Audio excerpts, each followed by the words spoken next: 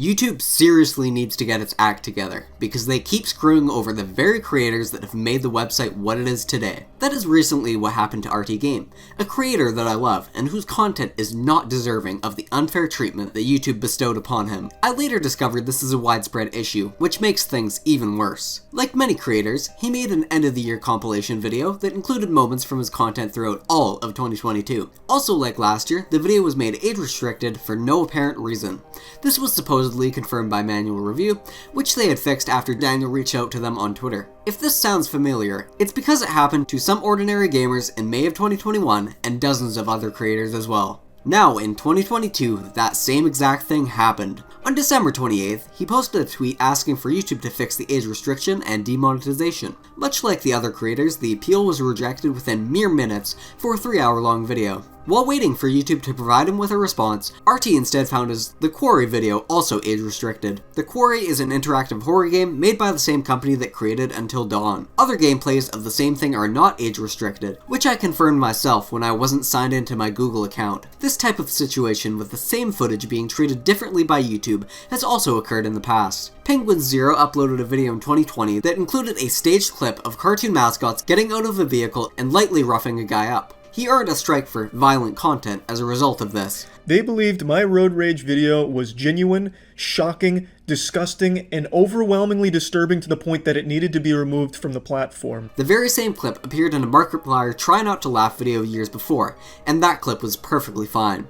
YouTube then retroactively provided Markiplier with a strike before reversing their decision later on due to an over-enforcement of their policies. There's clearly an issue with improper application, or at least uneven application of YouTube's community guidelines. And moreover, there's a communication issue at the heart of it all. YouTube said they wouldn't die on that hill, yet it's the same issue again with RT's video. He had a YouTube representative get in touch with him too, but the situation just gets worse and not better. 6 more of his videos were demonetized, including his 2020 compilation video. Then it was 8 with limited ads, including a stream where he did nothing more than build a Minecraft Lego set. You ever wonder what a decapitated horse looks like? That works surprisingly well. Alright, there we go. Walter's farm for mythical creatures. The counterpart. Oh, I kinda hate him. Are you okay mentally? He's building Lego.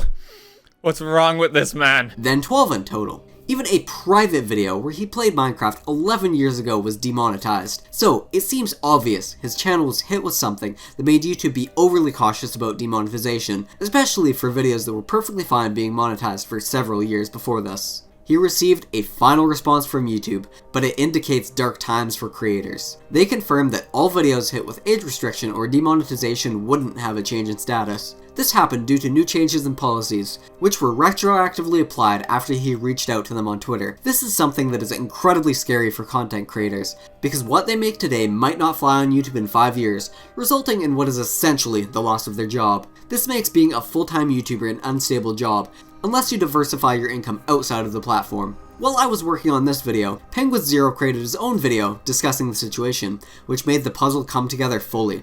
If creators say any profanity at all in the first 8 seconds, that's instant demonetization. All levels of profanity are treated equally, but hell and damn are not treated like swears. As always, YouTube's communication on this was so fantastic that nobody knew until it was too late and their livelihoods were already affected. Like, half of my catalog of videos is now demonetized. This happened to a ton of creators, and because it's a new policy, yet every old video ever made now has to play by those rules. There was a Creator Insider video posted 4 weeks ago with those changes, but they didn't say anything about the widespread carnage the change would cause. So, profanity used in the title, thumbnail, in the first 7 seconds of a video, or used consistently throughout a video, may not receive ad revenue. His internal contact at YouTube wasn't even aware of the new policy until he asked about it. And he did digging on his end. And that is absolutely not any fault of his own. Showing that the company's internal organizational structure isn't very organized at all. This also applies across the board for entire video games, such as the Callisto Protocol. If slightly violent video games or swearing is the problem that caused demonetization, it shouldn't be. Due to COPPA, most content on the platform is made for people over 13 anyways. Realistically, 13-year-olds are old enough to handle profanity and likely use it themselves. But advertisers may disagree with that sentiment. Unfortunately, even if Daniel took out the parts of the videos that caused demonetization, YouTube would not reverse their decision. In other words, there's nothing that he could have done to prevent this, and he's the one who has to suffer for changing policies. Because of this situation, RT suggests not asking YouTube for help for fear of further punishment. If you can't go through the regular support channels because of instant denial of appeals, and cannot reach out on Twitter for help, then what can creators do? Nothing. And that's exactly what YouTube wants.